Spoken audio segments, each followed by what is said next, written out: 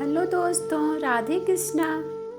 आप लोग का हमारे चैनल पे बहुत बहुत स्वागत है।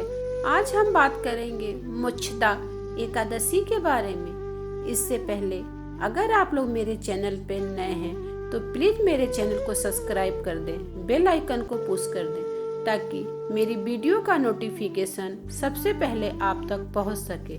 तो चलिए जानते हैं, मार्गशीर्ष माह में पड़ने वाली एकादशी को मोक्षदा एकादशी कहते हैं। ये एकादशी मार्गशीर्ष माह के शुक्ल पक्ष में पड़ती है और इसीलिए इसे मोक्षदा एकादशी कहते हैं कि जो मनुष्य इस एकादशी का व्रत करता है उसे मोक्ष की प्राप्ति होती है। हिंदू धर्म में वैसे भी एकादशी व्रत का अपना विशेष महत्व होता है, इसीलिए सभी मनुष्य को अपने जीवन काल में एक बार मोक्षदा एकादशी का व्रत अवश्य करना चाहिए। एकादशी व्रत जो होता है सभी पापों से मुक्ति दिलाने वाला होता है, इसीलिए एकादशी व्रत का पालन अवश्य करना चाहिए। चलिए जानते हैं कि एकादशी व्रत कब रखें, कब खोलें, पूजा का शुभ मुहूर्त क्या है, एकादशी तिथि कब से कब तक है, द्वादशी तिथि कब से कब तक है, अब व्रत का पारण क्या है। इन सभी को हम इस वीडियो में जानेंगे, क्योंकि व्रत का जो पारण होता है वो विशेष महत्व वाला होता है, क्योंकि एकादशी के व्रत का पारण का अपना अलग महत्व होता है। इसके बिना एकादशी का व्रत पूर्ण नहीं माना जाता। तो चलिए जानते हैं एकादशी तिथि कब है। द्वादशी तिथि, एकादशी तिथि प्रारंभ होगी आपकी 13 सितंबर रात 9:54 से। एकादशी तिथि की समाप्ति होगी आपकी 14 दिसंबर रात 11:36 पे और पारण होगा 15 दिसंबर को समय सुबह 7:05 से 9:45 पे। इसी के मध्य आपको पारण कर लेना चाहिए, क्योंकि दोपहर में पारण एकादशी का नहीं किया जाता है, इसलिए पारण के समय का विशेष ध्यान रखना चाहिए। जो लोग एकादशी व्रत करते हैं उन्हें दशमी तिथि से ही एकादशी के नियमों का पालन करना चाहिए। दशमी तिथि के दिन आपको सूर्यास्त के बाद भोजन ग्रहण नहीं करना चाहिए। मोक्षदा एकादशी में भगवान विष्णु के साथ साथ भगवान कृष्ण की भी भली भांति पूजा अर्चना की जाती है, इसीलिए इस बात का भी विशेष ध्यान रखना चाहिए, क्योंकि इसे गीता जयंती के नाम से भी जाना जाता है। कहते हैं भगवान श्री कृष्ण ने इसी दिन अर्जुन को महाभारत में उपदेश दिया था और इसीलिए इसे गीता जयंती के नाम से भी जाना जाता है। मोक्षदा एकादशी का व्रत रखने वाला सभी पापों से मुक्ति पा लेता है, इसीलिए इसका विशेष ध्यान देना चाहिए। व्रत के दिन आपको सूर्योदय से पहले उठ के अपना सब कुछ करने के बाद भगवान के लिए थाल सजाना चाहिए, भगवान के सामने दीपक जलाना चाहिए, उन्हें गंगा जल से स्नान कराना चाहिए, पीले पुष्प अर्पण करना चाहिए और पीली ही चीज़ों का उनको भोग लगाना चाहिए। कहते हैं कि इस दिन कृष्ण भगवान को मक्खन और मिश्री लगाने चाहिए, इससे भगवान प्रसन्न होते हैं। भोग में तुलसी दल डालना नहीं भूलना चाहिए, क्योंकि बिना तुलसी के भगवान भोग ग्रहण नहीं करते, इस बात का विशेष ध्यान रखना चाहिए।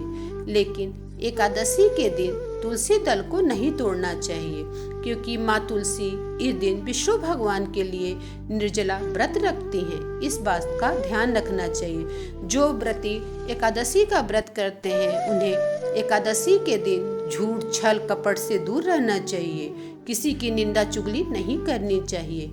एकादशी के दिन भगवान को अगर आप पीले रंग का पुष्प अर्पण करते हैं तो भगवान आप पे बहुत ही प्रसन्न होते हैं और इससे आपका गुरु ग्रह जो होता है वो भी मजबूत होता है, क्योंकि विष्णु भगवान गुरु माने जाते हैं देवताओं के, इसीलिए पीली चीज़ों का भोग अवश्य लगाएं। पीला पुष्प भगवान को जरूर समर्पित करें, इससे भगवान प्रसन्न होते हैं। एकादशी के दिन भगवान को हर तरह से प्रसन्न करने का प्रयास करना चाहिए। हो सके तो विष्णु सहस्त्र नाम का पाठ करना चाहिए और इस दिन गीता का भी पाठ करना चाहिए। मोक्षदा एकादशी के दिन जो लोग गीता पढ़ते हैं उन्हें मोक्ष की प्राप्त होती है, क्योंकि जब इंसान गीता पढ़ता है तो उसकी अज्ञानता दूर होती है और भगवान कृष्ण प्रसन्न होते हैं। इसलिए इस दिन मोक्षदा एकादशी के दिन गीता का भी श्रवण अवश्य करना चाहिए।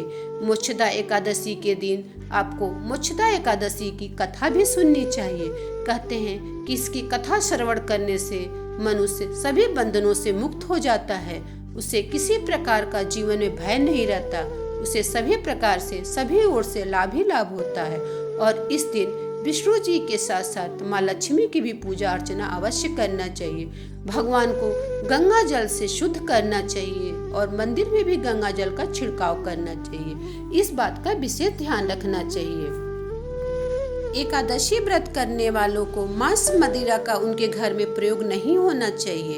एकादशी व्रत करने वाले को 10वीं तिथि से ही लहसुन प्याज नहीं बनाना चाहिए और न ही जिस समय वो पारण करते हैं उस समय उनको लहसुन प्याज का सेवन करना चाहिए। एकादशी व्रत करने वालों को हाथ जोड़ के सब व्रत का संकल्प लेना चाहिए, क्योंकि बिना संकल्प के एकादशी का व्रत पूर्ण नहीं होता। सबसे पहले गणपति भगवान की पूजा करना चाहिए, तब विष्णु भगवान और कृष्ण भगवान की पूजा अर्चना करना चाहिए। उन्हें हाथ जोड़ना चाहिए तथा उनसे कहना चाहिए कि हे प्रभु, मेरा व्रत सफल हो, आप मेरे ऐसा मुझे आशीर्वाद दें। और जब आपका व्रत पूर्ण हो जाए, जिस दिन आप पारण करें उस दिन इस बात का विशेष ध्यान रखें कि आपको दान अवश्य करना चाहिए, क्योंकि बिना दान के कोई भी व्रत पूर्ण नहीं होता है। इसके पीछे कारण ये है कि जिस दिन आप अन्न छोड़ते हैं तो उस अन्न का दान आपको ब्राह्मण को करना चाहिए। इस बात का आपको विशेष ध्यान रखना चाहिए। अगर आप लोग को मेरी वीडियो पसंद आए तो प्लीज मेरी वीडियो को लाइक और शेयर करना न भूलें। धन्यवाद।